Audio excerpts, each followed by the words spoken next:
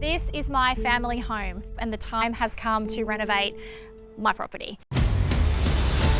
So we're describing this house as like urban farmhouse. It does have all these little farmhouse qualities. Oh my gosh, it has changed I know, look so at it. much. The transformation is going to be absolutely incredible, probably one of the best we've seen. We went a little bit out there. That's going to be a moment.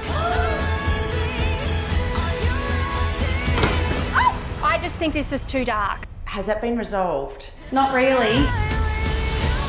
This project, it's been a little bit unique. Now, Erin's the homeowner and really, she's in charge. Just trust me, just wait till it's finished, it'll be beautiful. And it boils down to how do you live in your home. It suits her perfectly, the colour of this house. I think when people see the finished product, they will be surprised at how different it is to most of our Three Birds homes. OMG. Love the music. I'm pretty gobsmacked by the transformation.